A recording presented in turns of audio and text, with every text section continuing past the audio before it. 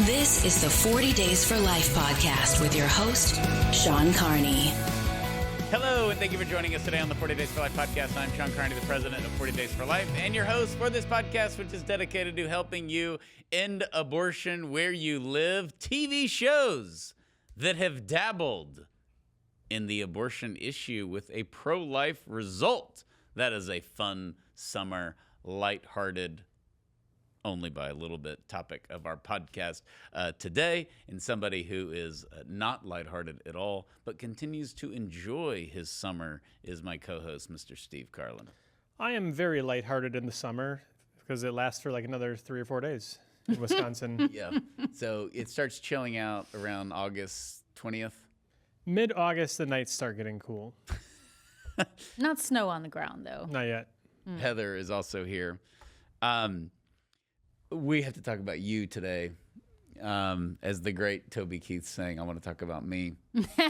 So you can have that playing in your head. I don't want to talk about me. You just brought up something very disturbing. And you have a disturbing behavior where I would never accuse you of being a serial killer. But if somebody... It's like the third time he has said that. If somebody told me, hey, she's a suspect in this Austin murder, I'd be like, okay, you can see that. I can see it. Or someone that you know and are close to is a serial killer. Who is it? Heather? Heather. Yeah, we already know. Suddenly you're getting taken in like, what do you know? What do you know? This is my intuition. Yeah, somebody who works at 40 Days for Life killed somebody. Who was it? Not Heather. Why did I say that so quickly? So you go to Crime Con, which Correct. is where you learn like what to do with the bodies and fingerprints and all that Negative. stuff. That is not at all. I mean, if I wanted to go for the serial killer, let me find out the details of how they did. That's not what I go for. Is that one of the like breakout sessions? That could be one of them. They're not allowed to reveal it. They have an NDA. It's very restricted. The Crime Con people are very legalistic. How do you get chloroform? Find out at 1 o'clock. Can you really get rid of your fingerprints? I know a good surgeon. Oh. But the fact that you go to Crime Con, which is so super popular. This is so popular. Yeah. It's insane. Yeah, it's worth how many dying people for. are there. So people go who I don't think it's something you should bring up. Like when you go home for Christmas or you're in a job interview, like hobbies. Maybe just put tennis or something. But Crime Con is a little dark. Like we live in a dark world. Mm-hmm. But I can see, she's like, you don't know that. She gets done with like a long week of work thinking about abortion all day, every day. Like, I gotta blow off some steam, kick up my feet. Let's look at murder. I think it's the opposite. Like, my sister, who is a huge Steve Carlin fan, okay, she is a dietitian. So I made the joke one time of like, don't you just get tired of telling people to lose weight and cut out sugar? And like, it's the same, right? And she's like, yeah. I was like, well, why do you do it? Which is not fair. Like, it's a great job being a dietitian. And she says, because some people get better. And I didn't know how to respond to that. I thought that was really good. Yeah. Which is a similar scene in The Departed when Leonardo DiCaprio asked the shrink, like, why do you do it? She says, or Matt Damon asks, and he says, some people get better. He says, fair enough. So maybe it's you're wrapped up in this positive side. Like you talk about, oh, it's abortion. And people do that to us. How do you talk about abortion all day? They use that voice. But there's also we've held a lot of save babies, and we work with the greatest people on earth, which are the 40 Days for Life local leaders. And we hear we get to partake in these like amazing, miraculous stories. And that's what keeps us going. Maybe your job is so positive, you need to study serial killers to balance out your life. It's just in all seriousness, I do get to hear a lot of positive stories every week because of our 365 campaigns. So there is that. It's not all. So when mini New Age Jack the Ripper comes along, you're like, oh, I want to hear about his run from Eugene down to San Diego. I don't really go because of the serial killers. I go despite them, and also, you go. It's called Crime Con. There's a lot of other crimes besides She's into white serial collar killing. crime. Yeah. Insurance fraud. Take that, Allstate. This guy embezzled, and let me tell you how the forensic accountants got him. Nothing gets more exciting than a shell company. Yeah. Oh my gosh. That's a total lie. But- people go for the serial killer. I want No, to I let know this some play out a people little do. bit. What are the crimes that you are enthusiastic Yeah, about? what's like you left and you're like, I'm gonna up my membership or whatever you do. Be part of this. No upping of membership. I'm gonna get in the platinum circle next year. No, I really like the like I said before, the justice junkie side of it. Nancy Grace is quite entertaining. Okay. I'd go just for her. She's great. Okay. Never thought somebody would say that. Keep going. Mark Furman just died. The OJ detective. Wait a minute. Like, what do you mean? Like Oh. 5 minutes ago or? No, Weeks just ago. recently. I didn't know that. No, He couldn't have been that old. he wasn't. He was old enough, but not like he wasn't elderly. Like you're Like like, oh 70. yeah, at most I think. But there's a lot of missing Some- persons How did he die? stuff that's there. Not sure. You're gonna need a cause of death on that one. All If you right. Drop that name. I'll have to Okay. Keep going. There's a lot of missing persons cases that come, and then as a result of CrimeCon, they've been solved because there's Okay. all these people that are coming together, So there's hearing a- about it, and then somehow somebody in some town in this part of the country knows something and tips off, whatever. It's pretty cool. So there's a positive result. Oh yeah, there's a lot of positive results. How There's- often is CrimeCon? Once a year. Well, the main conference is once a year. They've got all these side things like cruises and stuff, and I'm like, no, that sounds awful. That Come on sounds the like- Disney cruise. Or gonna- the true crime one. Exactly. We're going to talk about how people were murdered on boats in the 1970s. 10 people went on a cruise. One of them didn't come back alive. Who did it? CrimeCon what I- 2027. That's exactly what goes through my mind. I'm like, I think that's a crime scene waiting to happen. The crime The irony con, is the crazy. crime con cruise is. It's over the top. I mean, I guess whoever thought of it's probably smart. But, I mean, hey, we can balance it Probably out. people that are going. We'll have some cocktails, do some dancing, and then talk about the summer of Sam. That's what they do. Remember Why are that, you laughing at me? Summer of Sam, was it Son of Sam? Son of Sam. Yeah, whatever it is. I didn't see it coming. Yeah, no. Now I'm flustered. Yeah. But do you remember the Seinfeld where Kramer was busted for murder they didn't commit? Yeah. And then they're celebrating. How'd you get out? And he's like, "'Cause the murderer struck again." Yeah, murder struck again. That's great because he was locked up. I remember That's right. that. They're like clapping, and then it shows the family coming and crying, and they like put their head down. Very good memory. That's when they're in L.A. Yes. Yeah, they're in 'Cause L.A. Kramer's Yeah. like a drifter out there, I think. Right. He's like, I'm just coming out here to do my thing and do what I do. And Jerry Yep. goes, what are you talking about? So, Whatever that is. yeah, we got that off. Okay, so the reason we brought up CrimeCon is because Y'all can't make fun of me for CrimeCon anymore. Now you have to make fun of Hannah for PlantCon. and Hannah, who is a wonderful person, and great Wonderful employee. team member of 40 Days for Yes. Life, but she doesn't know we're talking about this, by the way. I did tell her this is probably going to be brought up on the podcast. PlantCon. Yeah. Not like herbologist. I don't know what herbology, that is. Or horticulture con. None of that. It's plant con. As if I've heard of horticulture con. She's like, it's not that. You've seen the mailroom and how planty it is. Yes, that's a word. I know, but that to me, like that's She's a fake into plant in plants. the studio. That's a fake plant. She's into plants. No, and I appreciate plants, but if you put con next to it, there's a conference on plants. Apparently, she went to one immediately after we were on a work trip a few weeks ago. Now, during this, I've got to figure out a way to make fun of all these people without making fun of Hannah. So we'll just have a disclaimer. But He's making fun of you, Hannah. what happened? But she was like an animal science major or something. She had like a so she's part of the crowd. So I get it. But the average person who didn't study this in college, who works 9 to 5, what do you do at PlantCon? I would love to know.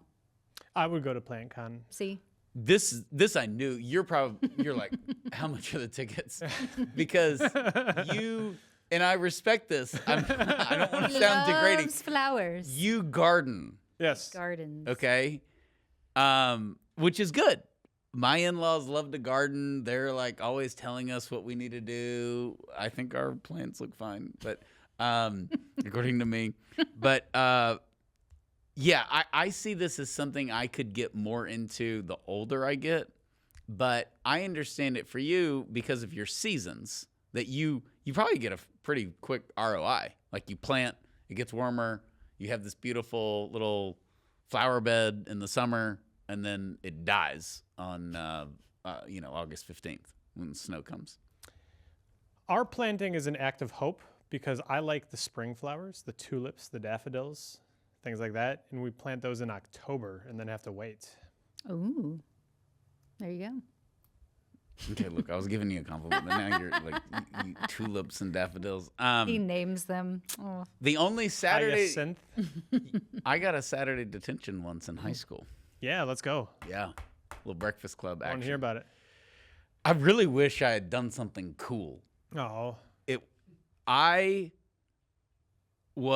We had a wonderful English teacher, Miss Mooney, who everybody loves, like legend around the school. I actually graduated with her daughter, who was a great person. And anyways, great family. So she would volunteer her time, and because she was like you, a gardener, she would plant stuff around the school. It was a Catholic school. We didn't have a lot of money, so she would like volunteer and like plant. And she had good taste, and it was awesome. So one day we get to work outside instead of going to English class, which is awesome, right? Anything but school. So she has a bunch of daffodils that we're going to plant. I don't know what a daffodil is, but they're the little bulbs. So I tell my friends, I'm going to grow the biggest daffodil ever, and I put like 10 of them in one hole. And a kid tells on me, and she's so offended at me wasting God's creation. And I'm laughing about it. I'm making jokes about it. The daffodil's going to be like Jack and the Beanstalk, all that stuff. So I get a Saturday detention for that. Oh my gosh. And it's awesome because oh my God, whatever year that was, I don't know, 1997. So in 2016, I go back and I speak at the alum dinner at my high school, their fundraiser with the bishop and everything. And she comes up and she hugs me. And she's like, no, don't be planting any more daffodils. Like Wow. 20 years later, it was great. awesome. Oh, it's the best. somebody told on you for planting too many daffodils in one spot. And I think I know the little who did it. Snitches get stitches. Yeah. It's they just needed something. Don't tell them nothing. They don't get to nothing. report him. Yeah. It was really, who tells on, he Hey, wasted. you did something to that kid. Okay, you deserved it, is what he thought. Hurting people hurt people. Exactly. See the crime con? She's got our list. We've got a motive. Yep. We've got The girl that gossiped about you in high school or whatever. You got your list of like, they have 5 more years on Earth. I just got to go to a few more conferences, learn some tactics. the kind of Billy Madison. Yeah. Glad I called that guy. Yeah. Oh my gosh. Boy, Heather knows a lot about ropes. Oh, man. So, yeah, that was obviously I deserved it. I guess this is a harsh penalty.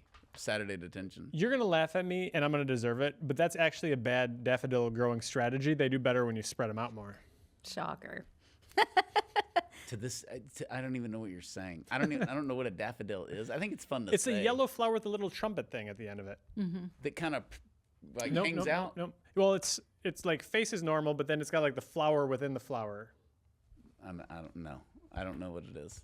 So I know If only what we a had some way to I find know out what what an it looks azalea like. is. Tyler, Texas is the rose capital of the world. It's not Pasadena. It's officially Tyler. We have a rose parade. We have a rose queen. It's the most like southern thing ever. The rose parade, the rose queen, and the There you go. oh, pretty. Oh, sorry, I ruined 15 of those. 30 years ago.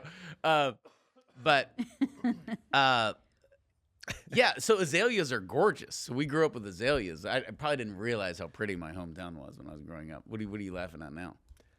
Sorry, I ruined 15 of them. Sorry, yeah.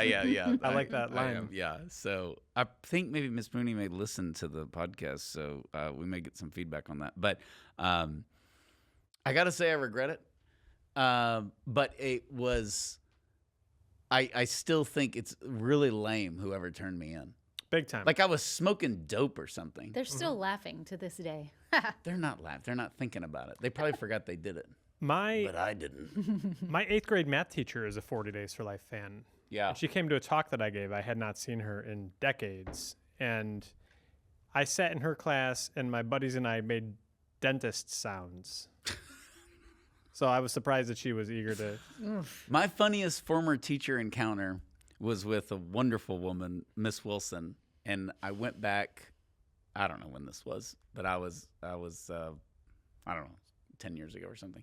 So I go back, and she said, your book is required reading for all seniors in our English department. And I go, really? And she goes, I know.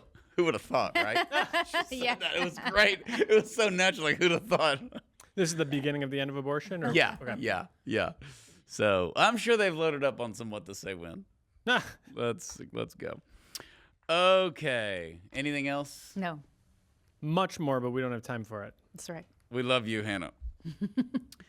TV shows with pro-life storylines. So this is not where they mentioned abortion or said they were going to get an abortion and change their mind. These are just Or that they even meant to be pro-life. Right. Which are more fun. So these are extremely secular. Starting with our first show, Heather's favorite, Friends. You can obviously tell with the first three that I was in the 90s in the first. Oh, yeah. in the first three. When you put this on here, I didn't realize Friends ran for 10 years. It did. 94 to 04? Yes. Mm-hmm. So they were all still like a waitress that lived in a No. $10,000 a month apartment in Manhattan. I mean, the apartment, was always a mystery. They never should have been able to afford that. But you have to have a set also. Yeah. Like they have to fit everybody in. So I didn't mind that. Well, I think the logic was that they were still under her grandmother's lease, or it was locked in. It was locked in at that rate. So that's the only way that they could afford it somehow. Oh, Mamdami.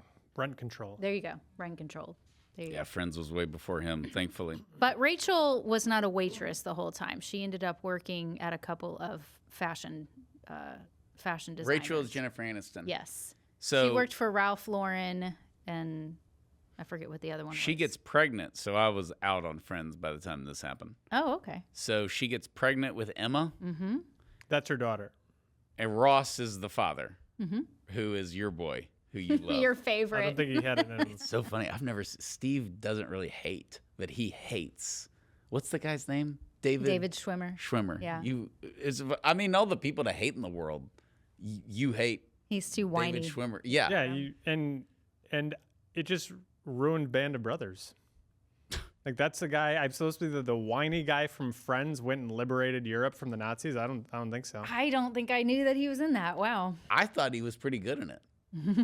I couldn't separate it. It's like if Vince. I love Vince Vaughn, but Vince Vaughn was the Whiny guy. guy in Band of Brothers. I don't think I can handle it. The Office Space guy was the other one. Love Office Space. Anyway, I'm sorry. I told Heather I was going to try not to hijack her outline. Did you see the remake of Psycho? Oh. American Psycho or like the Hitchcock one? Hitchcock. They redid No. it. Vince Vaughn's The Psycho. But it's before he does all of his comedy, so he's scary. It's believable. Okay. So, and of course, he's the all-American disappointing halfback in Rudy. Ah. Somehow they had a 6'4" running back. There was a moment that, since you didn't see this apparently. So when Rachel finds out she's pregnant, it kind of goes on for a episode or two. Actually, they don't know who out of the three are pregnant because, or who out of a few people, because one of them finds a pregnancy test in the bathroom. So they're trying to figure out who is it out of their friends. And then when the three main characters are all together in a bathroom and they figure out that it's Rachel that's pregnant, then the two of them look at her and say, "What are you going to do?" And she says, "Well, I'm going to have a baby, of course." And that was kind of that what I guess by then it was 2000 maybe. So we still aren't quite as bold about wanting to be pro-abortion in these shows, but that was like the moment of hesitation where, but she could, And said a baby. Yeah. Said baby. Yeah, No, she said baby, so. That's really good. Especially for Friends, which was at its peak in the, one of the most popular shows of all time. And maybe one of the most influential shows of all time. Yes, yeah. And in a negative sense, and obviously everybody's like sleeping with everybody on Earth, and We have a podcast that's A very controversial podcast. we do 10 things that ruin the world, I believe. Yeah, like mass media, and that was on there. So Friends was your example on You've there. made a good case for Friends. put that in. I see you make. Let's put that in the show page if you want to go back and listen to that, because it's not similar to this, because this is good news and that was bad news. But that was a controversial episode that we got a lot of good substantive feedback on. So if you've not listened to that, 10 things that ruin the culture. Something like that. We'll put it in the show notes. Okay. And the next example in Friends is the last season where there's a pregnant teenage girl that Monica and Chandler get matched up with, who ends up being pregnant with twins. And so she delivers the babies and they adopt the twins. Awesome. It's really good. The next one, so good. Family Matters. Family Matters. Is this the Steve Urkel? Steve Urkel. Okay. Did I do that? Carl Winslow. Wonderful. Love them. And this basically, after he's the cop in Die Hard, he becomes the Family Matters dad. Just, yeah. It's like the same character. It's really, really great. What year did Die Hard come out? 88. Okay, it was right and after then that. He's in 89. Yeah. He just gets the part. Yeah. Because you're like, oh, you're the lovable Natural. black cop that everybody wants to be around. So, Chicago. yeah, it's great. I don't remember this, though. Rachel Crawford, which is Harriet's sister, is pregnant with Richie when her husband dies. Family Matters was one of the last few shows where real stuff happened. It was a comedy, but They had I learned that, I don't know if it was just the 90s or when this started, and if it has probably has ended by now, but they deemed certain episodes that had controversial topics as special episodes. And so Family Matters had a few. They dealt with racism a couple of times. They dealt with gang violence. They dealt with a couple of other things. They never dealt with pregnancy, crisis pregnancy. It's basically, the show starts, maybe it's in season 1 and it's kind of offset. But yeah, Harriet's sister, Rachel, has a baby in season 2. And it never says what happens to her husband, but he died before the baby was born. okay. So she's a single mom all of a sudden. So yeah, great show. I loved it. I know it was super corny and cheesy. It was one of my favorite shows as a kid. Me too, and I don't care that it's corny and cheesy. It was just fun. It was fun. It was wholesome. Yeah. It's Family Matters. Charles in Charge was good, although he probably needed to be locked up. Saved by the Bell. Yeah, Saved by the Bell is good. Just good. Saved by the Bell today would be a disaster. The trans kid, the gay kid, I want to get a surrogate. You know, it just, they would ruin. It's just, can't the most rebellious thing in high school being having a cell phone the size of a Suburban in your locker and making fun of your principal, Mr. Belding? Like, it would be smart. Because we've talked about with Ramona on the podcast, this sort of trend for purity and goodness. And you see, like, Paw Patrol grew in popularity after they tried to ban it. And Bluey. Bluey's great. I love Bluey. And so cute. I think, obviously, that's for the little kids, but I think there's that genre of when we were 10, 11, and 12, of you could do a Saved by the Bell, and you would make a fortune if you kept it pure and just out of all this nonsense. And you had like them trying to get better lunches in the cafeteria or something funny. But all the dumb stuff they did was really, really good. Steve was in love with Kelly Kapowski. Of course, who wasn't? That was just. And you weren't. No. I married Kelly Kapowski. See, there you go. Mary Lisa was Kelly Kapowski. Mine She just didn't talk was- to me in high school. Topanga. Oh, yeah. Who's that? From Boy Meets World, Oh, Topanga. yeah. Yeah, I had a lot of friends in junior high and high school, boyfriends who were boys who were obsessed with Topanga. Yeah. Okay. The next wholesome one, Full House. So good. I didn't realize it was that old. 87 to 96. Isn't it funny how it was 9 years, but it felt like 20? Like Full House was just on forever. And then the world was over when they canceled the series. And then all the actresses are all big Christians, aren't they? Not all of them. Not all of them? But some of them. Which one? Lori Loughlin. Yeah. Candace Cameron Bray is the biggest one. Yeah. Was Lori Loughlin the one in the Stanford scandal, though? She was. She served her time. And She's the mom. She's the aunt. She's the She's aunt. Uncle Jesse. Jesse's. She's She's Uncle- Aunt It Becky. was Jesse's girl. Jesse's Yeah, girl. Jesse's girl. And he's the one with all the hair products. Oh, yeah. Yeah, he was great. Yeah. That was a good show. Oh, yeah. It was a really good show. And of course, today they'd all be gay. We just have to say that out loud. They were. I know, but that was What? They did Fuller House, and that was a theme. But that they was brought that in after. there. But when Full House launched and had its run, they are not gay in the No, show. no, yeah. Okay, I don't want to confuse. Same guys in Fuller House? The guys were none of the original characters they made gay. Okay, It okay. was the characters came back and they had a similar setup where now DJ is the main. Instead of 3 guys, it's 3 girls. DJ is the main one. She's a widow. Her husband dies. She has 3 kids. Just Oh, like so it's her. the next generation. It's the next Just generation. like Girl Meets World was. But the it's a next- totally Exactly. different show. She's confusing people. If Full House, in the traditional sense of the phrase, is they're not gay. What I'm saying is then they obviously did the gay one. But if they made it in 2026, Originally, I guess it I'm would being have been. very down on our culture. I'm kind of, Well, it's true because that's what they shell out a lot now. Yeah, So yeah. but they did essentially in the reboot series where it's the next generation. They introduced that in high school where I think it's Kimmy's daughter's friend. Kimmy really wants her teenage daughter that's like 14 or 15 to date this boy, and then they do it like a big coming out, like, oh, he doesn't like her because he's gay. Okay, like they do the whole thing with that in that series. So What sounds like it was much more wholesome around 1987 and 1996. yeah, So DJ's friend gets pregnant in high school. Kathy Santoni. They're in her kids' shows. Okay. It's revealed in season 7, episode 13, to show the accuracy, that she married the father of the baby. DJ and Kimmy attend the baby shower, and DJ jokes that Kathy is getting extra credit in home ec. For getting married and having a baby. So she got married in high school? She got married in high school, yeah. Definitely would not make that today. No. No. Danny and his late wife, Pam. That's Bob Saget, correct? Yep. Bob Forgive me Saget. for the remedial work here, Yep. but I need it. Yeah. Yes. Bob Saget, who's just great. And then he, R.I.P., right? He died. Yeah, like bumped his head. Freak accident. Yeah, it was a strange deal because what was he didn't do Family Feud. He did America's Funniest Home Videos. Videos, the best.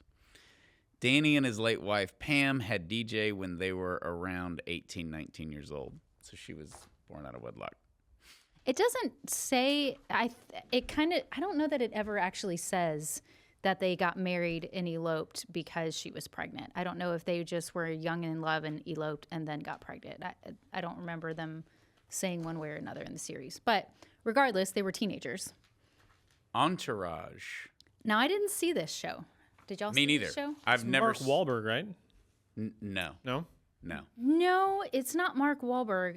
04 to 2012. Did he produce it then? I felt like he Their, had some. their faces I are think it's the brother. Mark Wahlberg's brother. Is it Mark Wahlberg's brother? Which one? Donnie? Donnie Wahlberg. I've never seen Entourage. Okay, so the Mark Wahlberg was an executive producer. Okay, there you you go. go. You're not. Adrian Grenier is one of the ones I was thinking of, and then who are some of the Mark Wahlberg? There you go. Okay. Oh, and Debbie Mazur was one of the other people I remembered from that. So this is who put Entourage on this list? You? I did, just because it was something that came up when I was kind of searching for different pregnancy stories in some of these series and seeing if there was anything worth mentioning.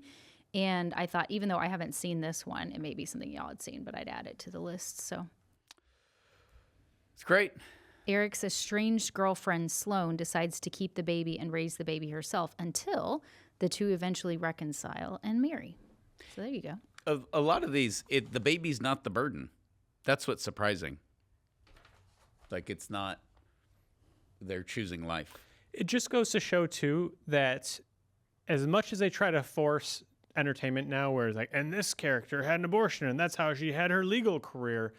In the end, whatever side of the political spectrum you're on, you really want them to choose life. Yeah. Yep. It's much, yeah. You're never glad that they had Usually, the abortion. unless you're just crazy. Right. Okay. Jane the Virgin, which is on CW from 2014 to 2019. I've never seen this.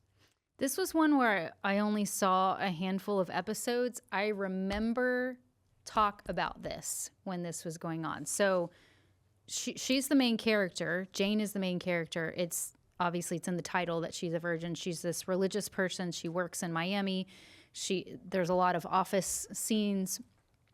She ends up accidentally, it's so crazy, becoming artificially inseminated during a routine woman's exam. Sorry, what now? Yes, I know. How do you accidentally? This is the pro-abortion talking part. explanation- Well, what about left-handed people who are accidentally artificially inseminated? Are you really- pro-life then? No, I don't have an answer. The explanation, like the description of that episode was it was a lesbian female physician who got distracted during the exam and artificially inseminated her. Just goes to show one more reason to oppose IVF. Well, yes, exactly. So this would have been a very good. What did her being a lesbian have to do with it? I don't know. That's the what it artificial. It was what it necessary to said. be artificial. Sean, where on your Mount Rushmore of uncomfortable terms is artificially inseminated fit in? Does that make the top 4, top 10? Is it on the list? It's inseminated is enough. We can toss artificially in there. Artificial probably makes it less uncomfortable. It's in the frankly. top 5. You have pornification, which you invented, I believe. No, that's Heather. That's Heather. That's up there. A few things that other people have said to me is on there that I'm not repeating. But artificially inseminated is just like, I just want the topic to change. All right. Who here likes lima beans? All right. Well, to finish it, though, she said this description of the episode concludes with this leads to a complex journey of unexpected motherhood and a dramatic love triangle. But there was all kinds of controversy online when this episode aired when this part of the series was happening because she did not choose abortion and they should have handled this better, according to pro-abortion fans. What were they trying to do when, like, she was accidentally artificially inseminated? What were they trying to do? Pap smear, woman's exam. So you don't know what that is. Do you want me to No, explain it? It seemed like an implausible, I know a that. highly unlikely and improbable chain of events. I guess I need to suspend my disbelief. I think it requires that because I couldn't It's art. see how you could mess up that badly, but who knows? I'm with Sean now that I think it is time to move on. Jane the Virgin. You've converted me. I've repented. Yeah, I feel like I've been artificially inseminated through this whole Well, part. that's disturbing. The next one you can speak more about because you've seen. Yes. So tell us about Downton Abbey. All right, Downton Abbey, which I made fun of and then converted on. So everything that makes the show good is what makes the movies awful. So I want to separate these because the movies, they culturally fold. And anyways, the reason people love Downton Abbey is because, number one, fantastic dialogue, great use of the English language, great storylines, beautifully shot. It's awesome. The servants, the family. I really got into Downton Abbey. I thought it was very, very well done. Julian Fellows, who's a Catholic, wrote it and directed it. The only time you will see in any of these or anything in the future that the gay dude is the villain. Mm-hmm. Now, I know that makes me sound extremely homophobic. How dare you? Yeah, that's right. But number one, I am. Number two, it's one of those things where I'm not like, yeah, the gay guy's the bad guy. It was just a different thing that you see in Hollywood. Yeah. Because homosexuals are always portrayed in Hollywood as just having it all together. Yep. They're free, they're well recollected, they have money, they're clean, they're good dressers, all this stuff. And here you have, he's just the guy everybody hates.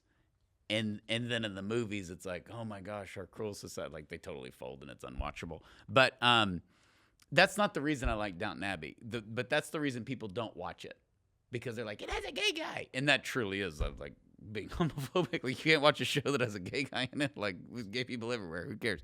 But it was one of those where that's not what made the show. What made the show is giving a nod to the old country and the old way of life, and how we've had many podcasts where we're like, it's old, tear it down, and they basically prop up the aristocracy of this was a way of life that we don't understand. But if you watch it, you can understand, their love of country. And you don't get the rich white guy being the moral one. And Lord Grantham is the moral one. The only other time you get it is The Edge with Anthony Hopkins. Fantastic movie, in my top 25. And again, Anthony Hopkins and Meet Joe Black, where the billionaire white guy who has a plane is the virtuous one. And it's kind of interesting. Downton Abbey does everything in the opposite. It's the most anti-woke thing you'll ever see, except for the movies. I got to designate that because it was a disaster. It must have been like the production companies. But they just go opposite in everything, and it's hysterical, and it's clean, and it's really, really the granny just makes the whole thing. I only saw the first season, and I enjoyed it.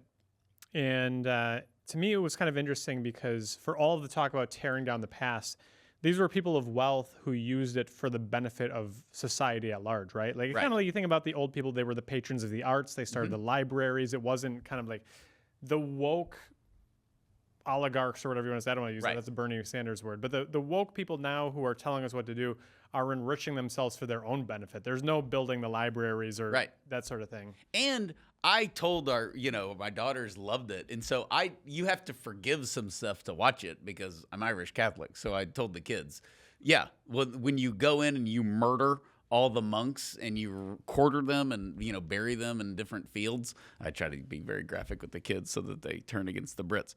But when you do all that, you steal the monasteries and give them to the rich people so that you can justify the Reformation. That's how you end up with Lord Grantham, is that they couldn't convince the wealthy Catholics of England to just start their own church. They thought that was Looney Tunes. And they said, well, we're going to take all the monasteries and claim that land, and we'll give you the land. And then which was really smart, actually, by Henry VIII. And so you have to, forgive all that and just move on. This is history. We can't control it. So Lord Grantham is, basically trying to preserve what he's inherited and do so virtually. And it's really good. And I forget the actor's name. Y'all may remember. But he's so good. He's a Brit. The acting is fantastic. It's all good. No, I only saw the first season, but it's sort of the concept that they're trying to hang on to this way of life, and the world is changing underneath their feet, and they're not really they're feeling it out. And they don't wuss out. I mean, obviously, if they're having, because I kind of thought they're setting this up because I feel bad for the gay guy, honestly. And you're like, are they just picking on him? Like, you're going to get accused of being a bigot, and I'm going to agree with the people accusing you. Like, it's that slanted. And so that whole angle, not shying away from politics, not shying away from religion, not shying away from the Irish versus the English thing, the Catholic versus the Protestant thing. They just never wussed out. So you're into it. They're having arguments, and the Irish chauffeur who works for them, like, the daughter starts to like him, and you can't marry a chauffeur. And of course, they end up married, and forever the granny calls him the chauffeur, which is really funny. And he feels like an outsider, and he's left out, and then his wife dies, and it's really well done. It's very well done. The first season is decent. I loved it, but then when you get into the 2, 3, 4, 5, fantastic. It really got better over time. So they deal with this. They're in the 1920s for most of it. So the daughter Edith becomes pregnant out of wedlock, and this is where Mary Lisa and I are like, oh no, we're going to have to turn it off. So she makes an appointment for an abortion, which is she has to research it and how do they do it, and they're whispering about it. Well, could I take care of it and all that stuff? But tortured by the thought that she would kill her child. Her wanted child. She's in love with the father. She changes her mind and she walks out of the abortion clinic. It's like a little 1920s 40 Days for Life save. And Lord Grantham, the dad, forgives her and accepts the grandchild as part of the family. And so they had abortion clinics in England It was in the illegal. 20s? It was illegal. It was like, hey, there's this doctor in London, that kind of thing. Where they're whispering about where you could go, but she's an aristocrat, so they kind of have to hide her so they don't shame the family. So this whole dynamic that you would think, this is how this would have to happen. I'm sure it did happen at some point, where you're trying to get an illegal abortion, but you can't even let anybody know you're pregnant, because of who you are. And there was no static as she was walking through the door at that time. No, there's no static, and there was, anyways, I'm obviously, now, I made fun of my daughters for watching Downton Abbey. Okay. And then I became a Downton Abbey person and made the girls, for some of their high school, call me Lord Grantham. Excellent. Lord Sean, I think is what we settled on. Oh. They did start calling me Papa. Papa. Because that's what they call him in the show. And they're like, Papa. This is like when they want something. Yeah. Like they need their car filled up with gas. Papa. So. That's I, adorable. for 4 years, called it Downtown Abbey. Until Yeah. my buddy Phil, Downtown. he's like, hey, Steve, we need to talk. Steve, you're embarrassing your family. But for the beginning, when it was, if you watch Downton Abbey, it was like, why are you saying it like that? You sound stupid. My son was gifted like 4 square inches of land in the UK and is now a lord. Wonderful. Guess which one? Peter. John Paul. John Paul. Yeah. I don't understand. How can you be granted 4 square inches of land? You can buy it. He was gifted it. You can buy it from some like infomercial type of thing. And So he can't even fit his foot in his right, but he land. could visit it. It's enough to call him a Can lord. he even plant anything on it? Is it? Not 15 tulips. I know that. That was good. Daffodils. Oh, that's right. What if they would have? What if? Daffodils. Here's the deal. I'll defend. You know what? I don't regret it. No, here if I'm going to defend myself, what if it would have grown into the largest daffodil and put my high school on the map? Is this They like could the have had a Captain- plaque Maybe in they your auction name. it off and build a new football Is stadium. this a Captain Planet of flowers? Like you put enough seeds together and it becomes one super seed? I put them all in there, and then I was like dumping all the water in there. What happened with I them? think Did they it was grow? one Did of they the dig 'em up? girls. No, I had to dig them out. Like she said, so and so. She didn't name who it was, but said you planted these. So I dug them out in humiliation. I felt awful. The look on her face was like, I desecrated a church. It was bad, and it should have been. Like she worked for free to plant all these plants, and we're supposed to be helping her, and I'm like this idiot, right? So my only Saturday detention, it's just when you get a Saturday detention, it's usually like something really cool. But What did Mom have to say about it? well, those files are permanently sealed. Yeah, that's rated R. That's definitely rated R. I didn't get another one. That's for sure. Wow. Because you can't hide that. You can I gotta stay after school Yeah. a little bit and hide like a regular detention. Yeah, Certainly a lunch If detention. you didn't drive yet, you definitely. And back can't hide then, that. they didn't call the parents and say so and so got a detention. Not at least in my school, but a Saturday detention. I mean, I would have just had to straight up lie and been like, because I worked at a grocery store. I would have had to say I'm going to work and I'm going to be, but. I got a Saturday detention in elementary school, and I do not remember why. I just remember Mercy. I was. Those exist? Yes, In I was- elementary school? I went to public school. It's not helping the crime con thing. So they're so Public school girl. That teacher's on my list. That's right. they're so set on disciplining you that they come into work on a Saturday just to make you have to come in on a Saturday. How does this work? I don't know. I don't understand. I don't know if a third grader can conceive the punishment part of that, but In junior high, I got detention or some sort of trouble for chewing gum in school. I tell you what, after stupid. this conversation, I'm definitely watching The Breakfast Club this weekend. BOOHOO. Okay, my last thing, I'd like to criticize our society real quick, and this is my last Downton Abbey thing. They do this in a funny way, and it shames us, which is, and the butler kind of leads the way, and the granny leads the way. And we've just disregarded this in our society. There are certain manners and etiquettes that you do as part of society. And if you don't participate in that, you're scum of the earth. And I loved that about Downton Abbey, because now we're wearing pajama pants on the planes, and we're just, everything's so about us and casually, and there's no like, hey, comb your hair. Like, take your hands off the table when you eat. Like, the dignity, arrogant part of the Brits, that you have a duty to be prim and proper and well-behaved, and you have loyalty to your country and your family, that's covered in Downton Don't Abbey. throw shade on my self-expression, Yeah, Sean. all that. So this is where Secretary of Transportation Duffy, like, usually it's like, what are the fuel prices for the trains and who's building the tracks? And he was like, hey, what if we didn't wear sweatpants on an airplane? It's so true. It's just one of those where you laugh at them, but you're like, it's kind of nice. Like, they mock you for bad manners.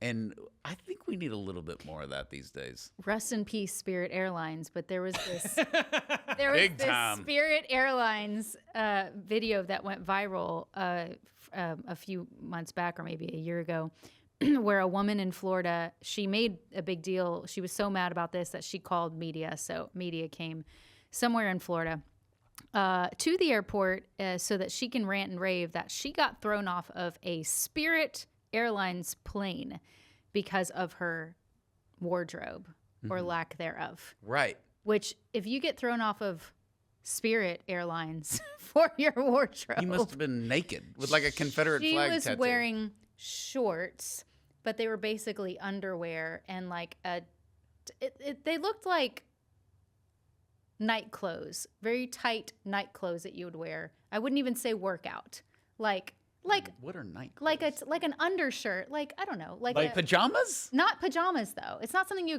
like PJs. You think of long pants or at least like What's going on right shorts. Anyways, now? What are night clothes? you Like never what a heard of hooker night would wear? clothes?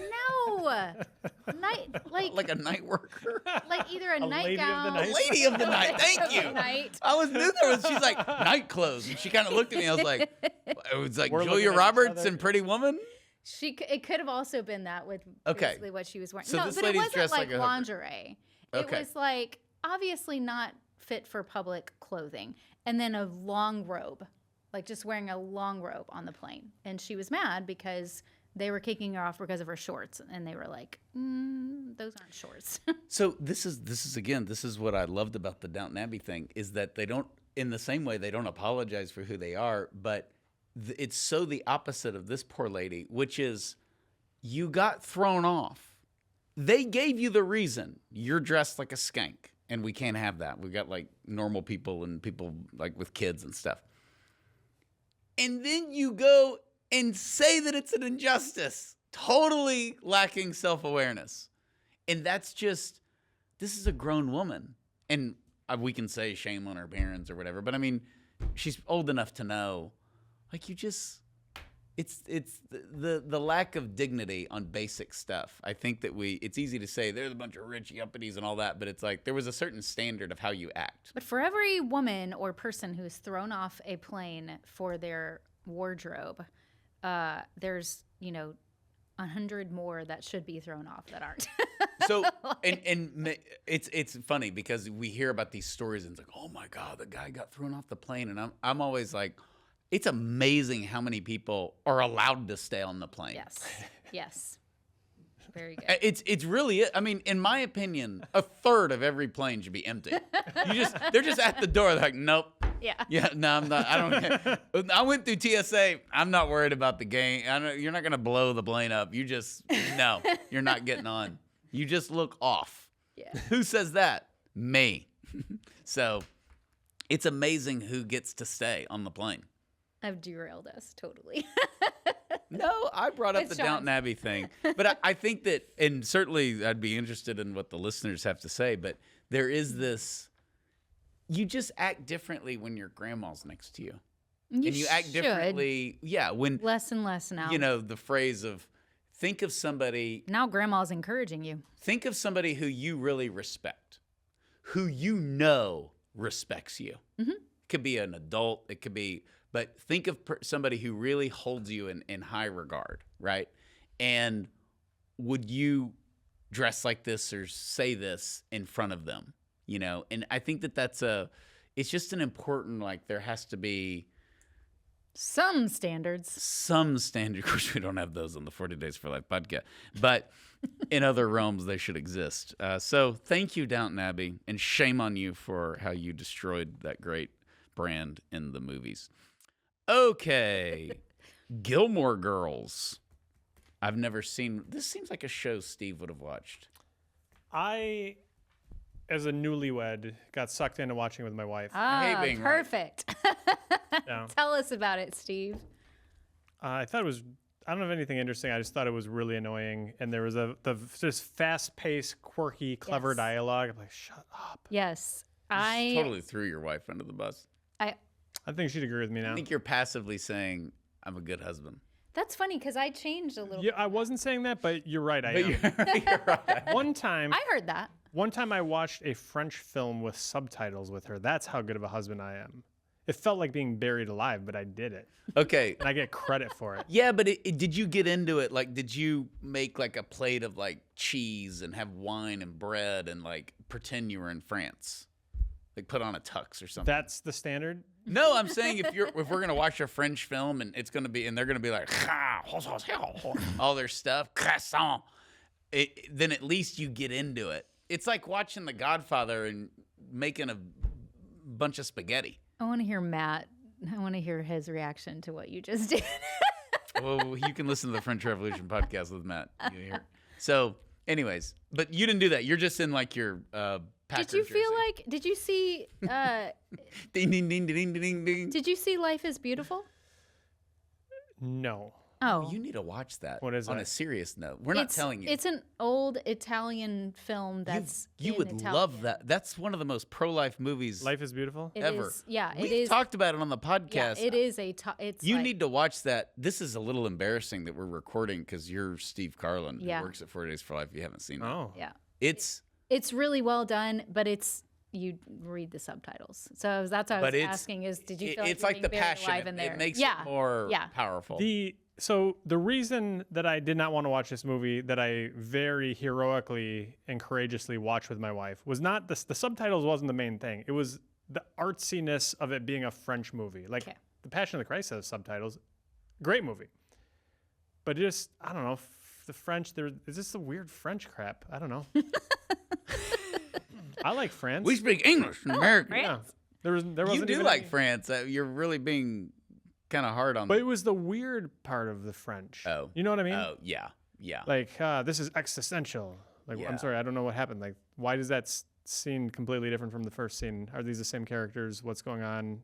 Okay, so back Art house film. to Gilmore Girls. You watched it begrudgingly with your wife. You thought the dialogue was stupid. What else? What's the point of us bringing it up here?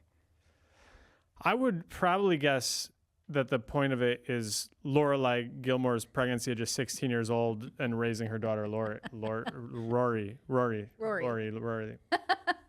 I was trying to remember. I was trying to see if he remembered.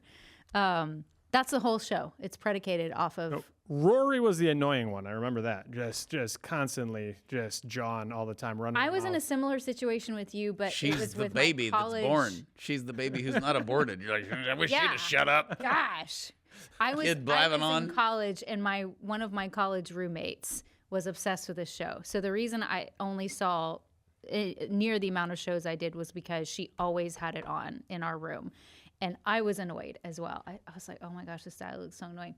I turned it on 10 years later. I think it didn't bother me as much as it did. Now I listen to podcasts at double the speed. So it's like, I guess I got used to it. But the annoying dialogue, now everybody talks like that.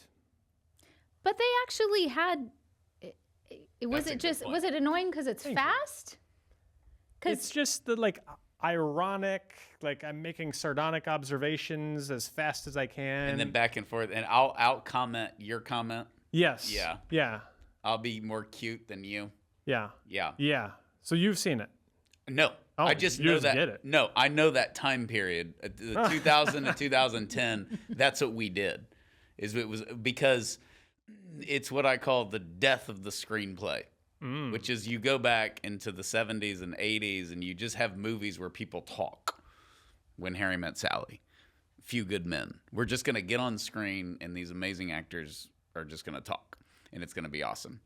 And then I don't know if the cocaine wore off in Hollywood. Something happened, and we just became dumb.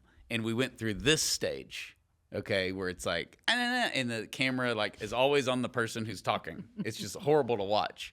Then we give up on life and create Marvel, and that's where we are now.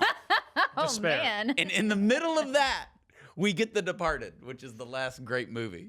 We had the Lord of the Rings trilogy, then The Departed comes out, and then it just all vanishes until The Top ship Gun is 2. going down, and they one last gasp, rev the engine, and Yeah. then And then to wh- the bottom of the ocean floor. When it went to the bottom of the ocean floor, Tom Cruise caught it in Top Gun Maverick and like brought it back and was like, "I'll give you a reason to go to the theater again. Don't lose hope." When there was only one set of footprints in the sand, that's when That's when Tom Cruise carried Thank you, Tom Cruise. Oh man, there was an exchange at my house where one of my children was like, one of my daughters was like, one of them is in love with Tom Cruise, the other one's like, I don't know, he's kind of squirrely, and I was like, you will not disparage Oh, no. God, the saints, or Tom Cruise in this house. Oh, my God. Okay. Well, there was a couple of storylines in this show, which was kind of surprising. So they had one of Rory's ex-boyfriends ended up getting a girl pregnant. And so, oh, no, I'm sorry. That wasn't Rory. It was the mom, Lorelai. One of her guys that she was interested in ended up getting another woman pregnant. So he actually goes with the girlfriend in order to help her raise the baby. And then another character's sister experiences an unplanned pregnancy with TJ, which initially causes her to panic about her parenting skills. But all of them choosing life. It's great. Good And job. again, criticism, a lot of criticism I remember during that time, and especially as social media came around. If you ever had anything about this online, it was always, oh, reproductive rights. They didn't address this properly, blah, blah, blah. That's good. Yeah, anytime you get the criticism, which Feminist crap. we'll get to we'll get to some criticism from one of my shows. Okay, I was hoping y'all had an example, because the only other only other example I had was Dawson's Creek, and it was Dawson's mother who discovers she's pregnant with her second child and struggles with the news and eventually decides to go through the pregnancy. Another show I really didn't see, but knew a lot of people that did, maybe saw a little bit here and there. I heard a lot of it came out how good it was when the poor Yes. guy died. I know. James Vanderbeek. Yes. Yeah. the Varsity Blues. Varsity Varsity Blues. Blues, I don't yeah. want your laugh. Great movie. Yeah. Yes. That just sums up the 1990s in Texas. Oh my gosh. This is a redneck. Yeah, Billy Bob. You go prom me. So Dawson's Creek was very pure. Okay, my example in Planned Parenthood, the pro-abortion folks went ballistic. I did not watch this show, but I've seen the clip because of my job, and it is the abortion in South Park, which we discussed earlier over lunch. Oh gosh. Okay, I will charitably describe this. I don't know who knows what the South Park is. It's a cartoon that's like The Simpsons on steroids. Like 30 years now. Gosh, is it still on? I think so. So they got hammered for this. It's very sarcastic for those who aren't familiar with it. Everybody is fair game in South Park. Everybody. It's very, what are the words? Besides Provocative. inappropriate. Provocative. It's I wouldn't say it's vulgar. risque. I would say vulgar. Is it vulgar? I would say vulgar. I don't think they get into a lot of sex stuff, though. I think it's more. They do. They mock religion. I mean, they have like the Muslim guy show up with all the bombs attached to him, and he's like, Yes. "What plane am I?" I mean, it's just like there was Yes. nothing was off limits. Nothing. So whoever, I don't know, goes in for an abortion. I should not be laughing, but this is the fact that Planned Parenthood went ballistic.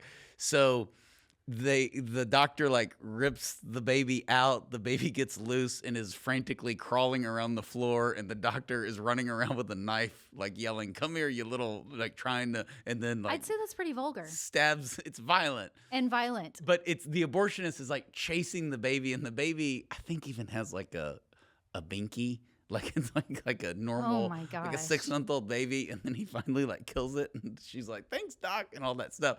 And so it's just Ooh. totally, Sounds rough. oh, it's brutal to watch. But they're clearly mocking because he's like, "I'll kill you," the abortion doctor. And I mean, NARAL, you can Google it.